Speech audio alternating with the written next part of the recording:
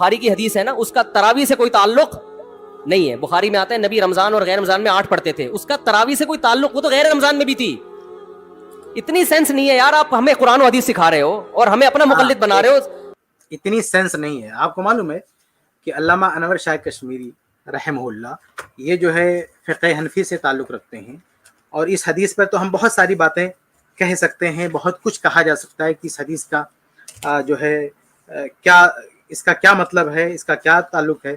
لیکن آپ دیکھیں کہ آپ کے جو بزرگ ہیں ان کا بھی یہی کہنا ہے کہ یہ جو صحیح بخاری کی روایت ہے اس سے وہ بھی یہی مانتے ہیں کہ اس سے مراد کیا ہے, اس سے مراد رکعت تراویح ہے. علامہ انور شاہ کشمیری نے تو باقاعدہ لکھ رکھا کہ یہ مانے بغیر کوئی چارہ کار ہی نہیں ہے کہ اللہ کے نبی صلی اللہ علیہ وسلم کی جو نماز ہے, تراویح کی نماز ہے, وہ 11 رکعت ہے. یہ اور 20 رکعت والی روایت کو انہوں نے ضعیف قرار دیا, اس کو انہوں نے تسلیم کیا. آپ جو کہہ رہے ہیں کہ وہ الگ نماز تھی, یعنی رمضان میں بھی پڑھتے تھے, غیر رمضان میں پڑھتے تھے, وہی تو تہجد کی نماز ہے, وہی تو تراویح ہے. یعنی رمضان میں اسی کا نام تراویح ہے بس, یہ کوئی الگ نماز نہیں ہے. آپ اس کو الگ ثابت کر رہے ہیں تو آپ کے ذمہ یہ ثبوت دینا لازم ہے کہ آپ اس چیز کو ثابت کریں کہ اللہ کے نبی صلی اللہ علیہ وسلم نے تراویح بھی پڑھی ہو اور تہجد بھی پڑھی ہو. کوئی ایک روایت لے کر آئیں کہ خود علامہ انور شاہ کشمیری نے یہ بات کہی ہے کہ کسی بھی روایت سے ثابت نہیں ہے کہ اللہ کے نبی صلی اللہ علیہ وسلم نے تراویح بھی پڑھی ہو اور تہجد بھی پڑھا ہو. تو آپ کہہ رہے ہیں وہ الگ نماز تھی, وہ الگ نماز نہیں تھی. یہ وہی نماز ہے جس کی کیفیت رمضان میں کچھ بدل جاتی ہے, تو اس کیفیت کی وجہ سے اسی کا نام جو ہے تراویح. اور یہ تراویح بھی اللہ کے نبی کا دیا ہوا نام نہیں ہے, نہ صحابہ کا دیا ہوا نام ہے, یہ تو بعد کے علماء نے اس کا جو ہے تراویح نام دیا ہوا ہے. یہ لفظ تراویح یہ نہ صحابہ یا نہ نبی کا دیا ہوا نام ہے, نہ صحابہ کا دیا ہوا نام ہے, یہ بعد کے لوگوں نے یہ دیا ہوا نام ہے.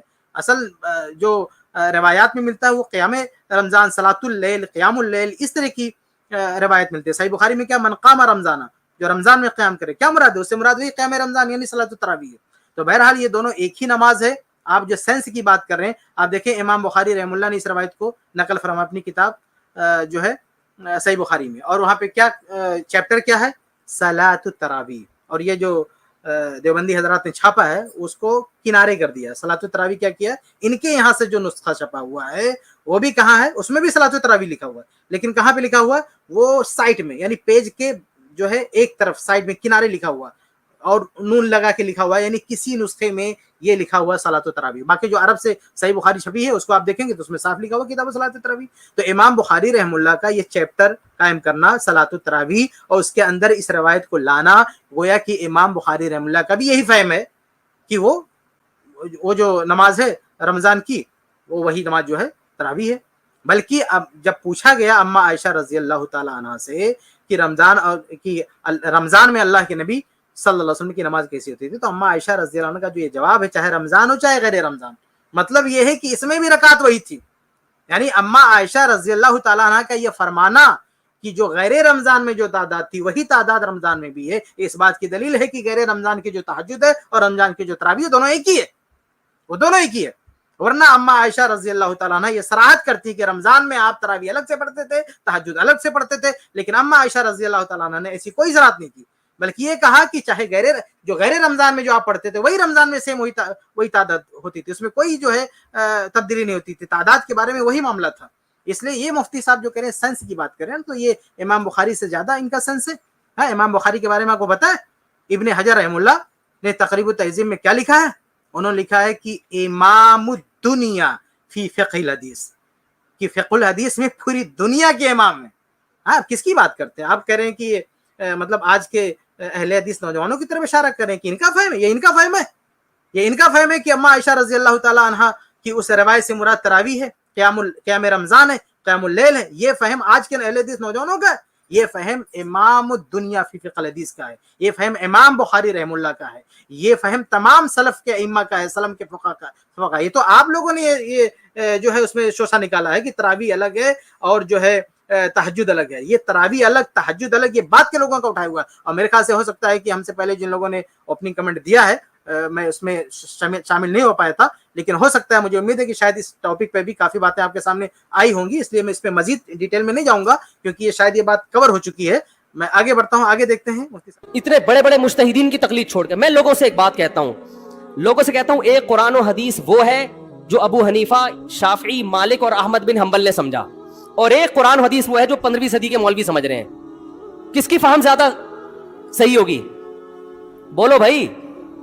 एक कुरान वो है जो इंजीनियर बयान कर रहा है हदीस, एक हदीस की तफसील वो है जो इमाम मालिक बयान कर रहे हैं, अबू हनीफा बयान कर रहे हैं, जिनकी 80 हिजरी में पैदाइश हुई है, ताबीईन में से हैं। देखिए छोटी सी बात वाज़ेह कर दूं, आपने कहा कि इमाम अबू हनीफा रहमुल्लाह ताबीन में से, हम बहस में नहीं आ रहे थे, वो ताबीन में से नहीं है, ऐसी कोई रिवायत मौजूद नहीं है।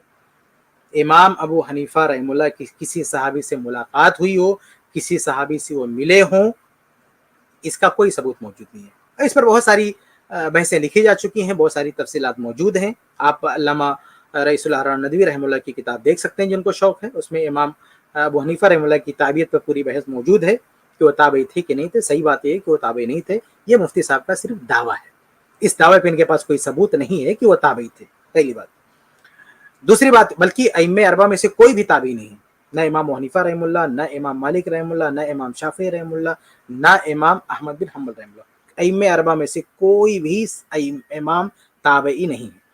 अब मुफ्ती साहब ने यहाँ पे जो असल बात कही है वो ये कि आप किसका फहम लेंगे, वो 1400 साल के बाद किसी का फहम लेंगे, या जो पुराने अइम्मा ने जो बात जो पुराने अइम्मा का जो फहम है वो लेंगे। अरे भाई, आपको पता है कि हम लोग अपने आप को क्या कहते हैं? हम लोग अपने आप को सलफी भी कहते हैं। सलफी का मतलब क्या होता है पता है? सलफी का मतलब क्या होता है? सलफी का मतलब फहमे सलफ के पाबंद। ये जो आप कह रहे हो ना, ये तो बात क्या, आप अइम्मे अरबा की बात कर रहे हो। अरे हम तो कहते हैं सहाबा का फहम मिलता है तो सबसे मुकद्दम करना है। आप 1400 साल के बाद आप कह रहे हो कि आप ये तासुर दे रहे हो आवाम को कि ये लोग किसी अहले हदीस के फहम पे चलते हैं या किसी इंजीनियर के फहम पे चलते हैं। नहीं, हाँ, अहले हदीस ये हो सकता है कोई जो अहले हदीस से ताल्लुक ना रखता हो, उसका ये मसलक हो, उसका ये मनहज हो, तो किसी आज के लोगों के फहम पे चलता है। लेकिन हमारा जो मनहज है, हमारा जो मसलक है, हमारा जो मानना है, हमारी जो आइडियोलॉजी है वो ये फहमे सलफ, इत्तिबाउ दलील बेफहमी सलफ। हम दलील की पैरवी करते हैं सलफ के फहम के मुताबिक। हम अइम्मे अरबा की बात भी छोड़ देंगे, चारों अइम्मा का किसी मसले पे इत्तेफाक भी हो तो भी छोड़ देंगे, अगर सहाबा रज़ी अल्लाह अन्हुम का मसला, सहाबा रज़ी अल्लाह का फहम उसके खिलाफ मिलता है। मैं आपको मिसाल भी दे दूं। मिसाल के रमजान चला, रमजान ही से मतलब मिसाल देता हूँ। रमजान में जो मुर्जिया है, दूध पिलाने वाली औरत, जो हामिला है, यानी हमल से कोई औरत है, तो इसके बारे में चारों अइम्मा की तरफ बात क्या मंसूब है कि ये लोग बाद में क्या करेंगे? रोजों की कज़ा करेंगे, बाद में रोजों की कज़ा करेंगे।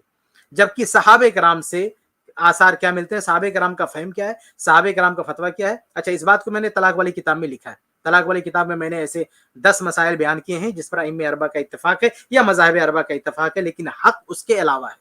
ऐसी मैंने कई मिसालें दी हैं, उसी में से ये मिसाल भी है कि सहाबे कराम का फहम हमारे सामने मौजूद है। वो कहते हैं कि जो मुर्जिया हो या हामिला हो, अब्दुल्लाह बिन अब्बास रज़ी अल्लाह तआला अन्हु, अब्दुल्लाह बिन मसूद रज़ी अल्लाह तआला अन्हु, ऐसे बाद सहाबे कराम से ये चीज मनकुल है। ये हमारी किताब में आप देख सकते हैं डिटेल। तो सहाबे कराम का ये फहम और मुत्तफका फहम है, यानी उस फहम के बरखिलाफ किसी दूसरी सहाबी से कोई रवायत भी मौजूद नहीं। इसलिए हम क्या कहते हैं? हम कहते हैं देखो, जब सहाबे कराम से फहम मिल गया ना, तो इस फहम के बरखिलाफ चाहे अइम्मे अरबा हो, चाहे बाद के उलमा हो, हम उनकी बाद के लोगों की फहम नहीं देंगे। भाई, जो सहाबा नबी के बराह रास्त शागिर्द हैं, जिन सहाबा ने अल्लाह के नबी सल्लल्लाहु अलैहि वसल्लम से पढ़ा है, उनके सामने बैठे हैं, उठे बैठे हैं, उनकी हदीसों को डायरेक्ट सुना है और उनसे दीन सीखा है, अगर वो दीन के बारे में कोई राय रखते हैं, कोई बात कहते हैं, कोई फहम रखते हैं, तो उसके खिलाफ क़यामत तक पैदा होने वाले बड़े से बड़ा इमाम हो, बड़े से बड़ा आलिम हो, लेकिन सहाबे कराम के फहम के खिलाफ अगर उसका फहम है तो हम सहाबे कराम के फहम को मुकद्दम करते हैं। तो ये है, इसी वजह से हम अपने आप को सलफी भी कहते हैं। और जब हम अपने आप को अहले हदीस कहते हैं ना, तो अहले हदीस का मतलब ये है, कुरान को भी हदीस कहा जाता है, हदीस को भी हदीस, और सहाबा के जो आसार है ना, उनको भी हदीस कहा जाता है। तो जब हम अहलुल हदीस कहते हैं, इसलिए हमारा नाम अहले हदीस भी है, अहले असर भी है। तो अहले हदीस का मतलब कुरान वाले, हदीस वाले और सहाबे कराम के आसार वाले। तो अहले हदीस का ये मतलब होता है। अहले हदीस का मतलब नहीं कुरान और हदीस और समझ आज की, ना, कुरान हदीस और समझ भी सहाबे कराम की, फहम भी सहाबे कराम का। इसलिए दूसरा हमारा टाइटल क्या है, दूसरा हमारा नाम क्या है? सलफी। तो सलफी का मतलब क्या है? सहाबे कराम के फहम को, सहाबे कराम की राय को, सहाबे कराम के इज्तिहाद को हम मुकद्दम करते हैं बाद के तमाम लोगों के इज्तिहाद पे। आप आवाम को ये पट्टी पढ़ा रहे हो کہ یہ لوگ 1400 سال کے بعد کا فہم لیتے ہیں اور ائمہ اربعہ کا فہم چھوڑ دیتے ہیں. ہم کہتے ہیں ہم صحابہ کرام کا فہم لیتے ہیں اور صحابہ کرام کے بعد آنے والوں کے فہم کو چھوڑ دیتے ہیں اگر صحابہ کرام کے فہم کے خلاف ہو تو بہرحال جو سچی بات ہے وہ پیش کرنا ہے. ابھی میں آپ کے سامنے یہ کہوں کہ جو ہے اسی بات کو پلٹ دوں کہ یہ مفتی صاحب کی یعنی 1400 سال کے بعد مفتی صاحب کا فہم لے رہے ہو. کس کا فہم لے رہے ہو؟ آپ مفتی صاحب کا فہم لے رہے ہو یا آپ صحابہ کرام کا فہم لے گو؟ اب مفتی صاحب کی بات کہاں جا کے اینڈ ہوتی ہے؟ وہ بھی حدیث رسول نہیں, وہ بھی کہتے ہیں امام ابو حنیفہ, حالانکہ وہ 20 رکعت تراویح ان سے ثابت بھی نہیں ہے, پھر بھی زبردستی منسوب کیے جا رہے ہیں کہ امام ابو حنیفہ رحمہ اللہ کی طرف سے. لیکن اگر مان بھی لیں کہ امام ابو حنیفہ رحمہ اللہ نے کیا کچھ کہا, تو امام ابو حنیفہ رحمہ اللہ کی فہم کو یا ان کی بات کو پیش کرنے والے کون ہیں؟ آپ ہیں. تو اگر ہم یہ کہیں, یعنی اگر آپ کا عقیدہ ہے کہ امام ابو حنیفہ رحمہ اللہ کی ترجمانی کر رہے ہیں, تو اگر میں یہ کہوں کہ یہ مفتی صاحب یہ 1400 سال کے بعد مفتی صاحب جو بتا رہے ہیں تم ان کی بات مان لو, تو ان کی تقلید کر رہے ہو, تو بتائیے آپ کیا کہیں گے کہ آپ کی تقلید ہو رہی ہے یا امام حنیفہ رحمہ اللہ کی تقلید ہو رہی ہے؟ آپ اگر کہیں کہ آپ صرف بتانے والے ہیں, تقلید آپ امام حنیفہ رحمہ اللہ کی کرا رہے ہیں, تو بھائی ہم بھی صرف بتانے والے ہیں, ہم اتباع اللہ کے نبی کی کروا رہے ہیں اور فہم صحابہ کرام کا پیش کر رہے ہیں.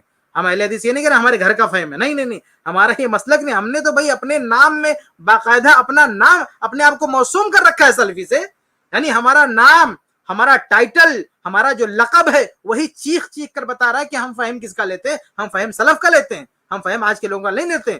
تو آج کے جو نوجوان یا اہل حدیث یا کوئی بھی ہو, اگر وہ اپنا فہم پیش کرتا ہے اور سلف کے فہم سے ٹکراتا ہے, تو اس فہم کی ہماری نظر میں کوئی حیثیت نہیں ہے, اس کی ہماری نظر میں کوئی مقام مرتبہ نہیں ہے. اس لیے یہ غلط لوگوں کے ذہنوں میں یہ غلط بات مت ڈالیں کہ آج کے لوگوں کے فہم پہ ہم چلیں. نہیں, ارے ہم تو آپ سے بھی ایڈوانس ہیں, آپ سے بھی اوپر ہیں. آپ تو جا کے ائمہ اربعہ میں سے کسی امام پر رک جاتے ہیں, ہم اس سے بھی اوپر اٹھتے ہیں. ہم صحابہ کرام پر جاتے ہیں کہ اللہ کے نبی صلی اللہ علیہ وسلم کے الفاظ کے جو معانی, حدیثوں کا جو مفہوم صحابہ کرام نے سمجھا, اس سے بہتر کسی کی سمجھ نہیں ہو سکتی. تو اس رکعت تراویح کے بارے میں چونکہ صحابہ کرام کا فہم, صحابہ کرام کا عمل آئینے کی طرح بالکل صاف ہے کہ وہ 11 رکعت تراویح پڑھتے تھے. 11 رکعت تراویح سے زائد پڑھنا کسی بھی صحابی سے ثابت نہیں ہے, اس لیے ہم کہتے ہیں اسی کو مقدم کریں گے بعد کے سارے لوگوں پر. تم امام شافعی کو چھوڑ رہے ہو, تم امام ابو حنیفہ کو چھوڑ رہے ہو, تم امام مالک کو چھوڑ رہے ہو, تم احمد بن حنبل جیسے محدث اور فقی جو امام بخاری کے استاذوں میں ہیں ان کو چھوڑ کر فالو کس کو کر رہے ہو؟ انجینئر کو. اور تم کہہ رہے ہو ہم صرف قرآن و حدیث کو. نہیں مفتی صاحب, نہیں, ان چاروں میں سے کسی کا بھی 20 رکعت تراویح کی تعلیم نہیں ہے. آپ کا مسئلہ ہے کہ آپ نے ان چاروں کو چھوڑ دیا ہے, آپ نے ان چاروں کو چھوڑ دیا اور صحابہ کرام کو بھی چھوڑ دیا ہے.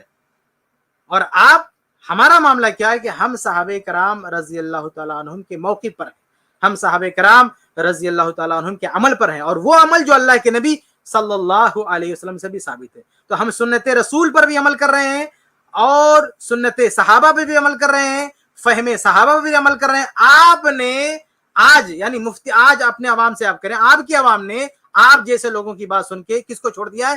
صحابہ کو چھوڑ دیا ہے, اللہ کے نبی صلی اللہ علیہ وسلم کی واضح حدیث کو چھوڑ دیا ہے. اور اگر آپ فہم کی بات کریں تو آپ نے صحابہ کرام کے فہم کو چھوڑ دیا ہے. حتیٰ کہ ائمہ اربعہ جن کا آپ نام لے رہے ہیں, آپ الزام لگا رہے ہیں کہ ان لوگوں نے ائمہ اربعہ کو چھوڑ دیا. بھائی ائمہ اربعہ کا وہ ماننا ہی نہیں ہے. اگر وہ ماننا ہوتا بھی, اگر ائمہ اربعہ کی وہ رائے ہوتی بھی, تو بھی صحابہ کے خلاف تھی تو ہم چھوڑ دیتے. آپ سمجھ رہے ہیں؟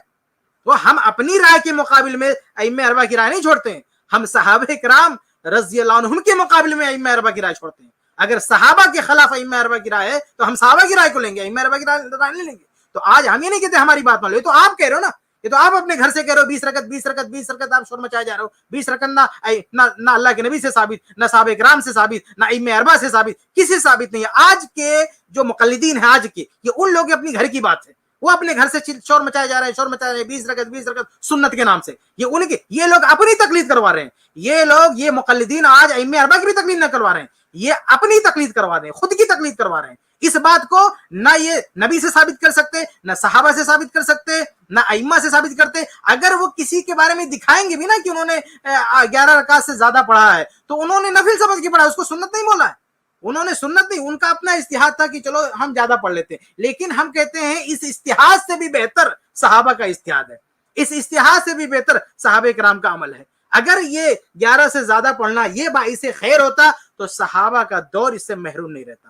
صحابہ کرام اس کو نہیں چھوڑتے, جن کی تربیت اللہ کے نبی صلی اللہ علیہ وسلم نے کی ہے. تو یہ بات اپنی ذہن سے نکال دیں کہ یہ کوئی آج کا اجتہاد ہے, کہ آج کا کوئی اہل حدیث اجتہاد کر رہا ہے, آج کا کوئی اہل حدیث فتویٰ دے رہا ہے. نہیں, اہل حدیث کی دعوت یہ ہے کہ صحابہ نے جو کیا ہے, صحابہ کرام کا جو فہم ہے, صحابہ کرام کا جو عمل ہے, اس کی طرف پلٹنا ہے, اسی کو اپنانا ہے.